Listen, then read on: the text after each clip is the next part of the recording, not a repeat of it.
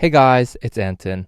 This video contains spoilers from episode 49, the final episode of The Wolf, so please turn it off right now if you don't want to know. This video is part 2 of our Explained series for episode 49, and if you haven't seen part 1 yet, I will leave a link down in the video description below. If you are a new viewer to the channel, then please remember to hit that subscribe button. Anyways, let's get to it. So this portion starts off with Darren Wong, who had been fighting his way to get past archers and get through the main gates of the citadel, which he does.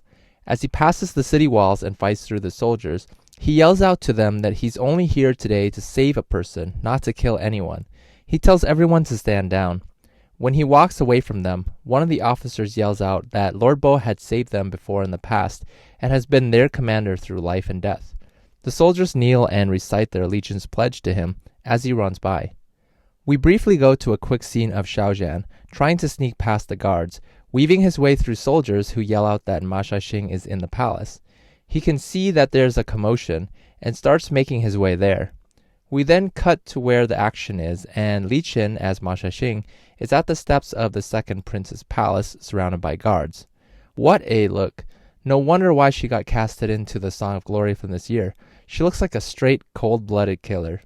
After a pretty epic fight scene where she wipes out all the guards, Li Qin draws closer to the second prince, who starts to panic and yells out that he will use the wolf's own sword to kill the fourth prince if she comes closer.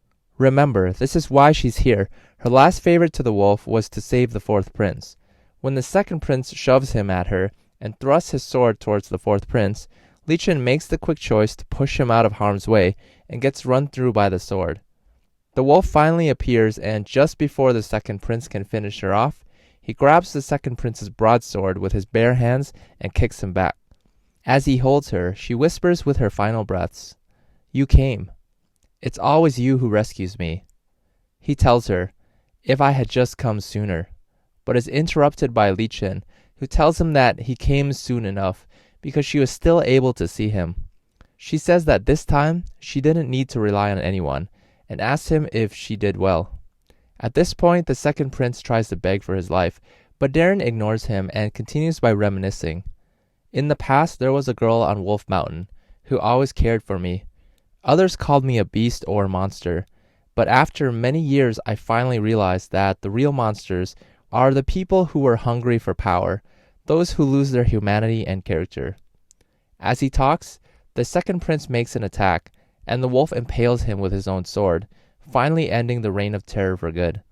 As Li Qin lies there, the rain still pouring, she says, "I remember Wolf Mountain now." It turns out the bottom of the mountain was the place with the most monsters. He tells her not to talk anymore, and that they should return to Wolf Mountain. She agrees and reminisces about the many butterflies on the mountain.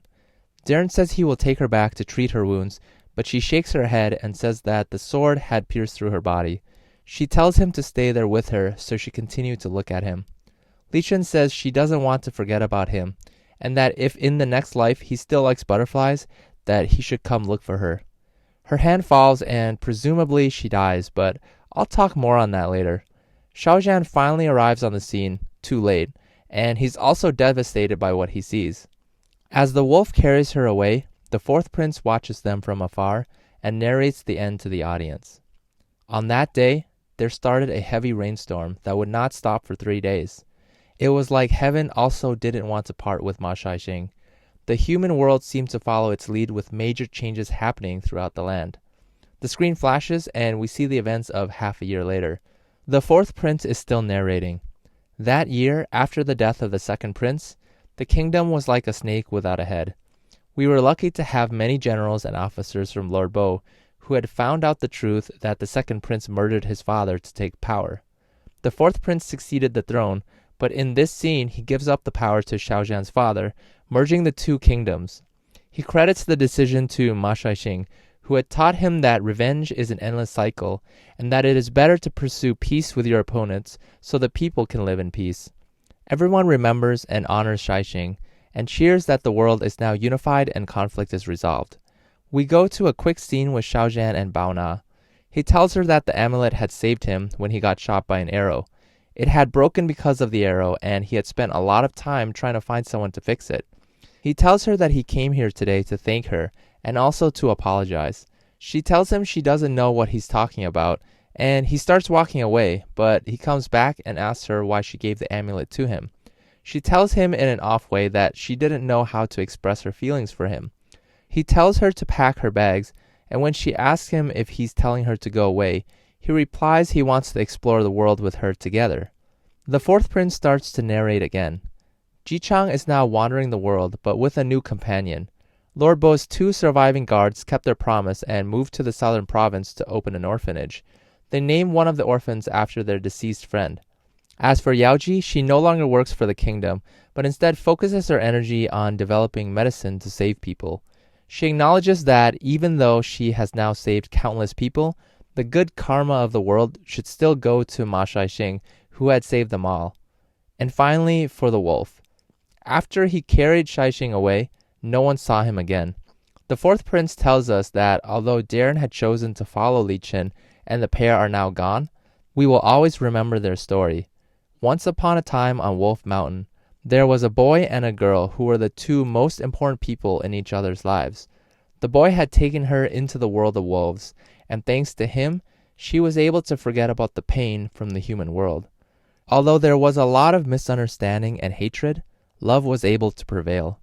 The fourth prince concludes that hopefully, in another world, the 2 will always still have love. And that's the end. That's it, you guys. A 49-episode journey into the world of the wolf. I think the message is pretty clear. Humanity can be greedy, selfish, or evil, but the world cannot live without love.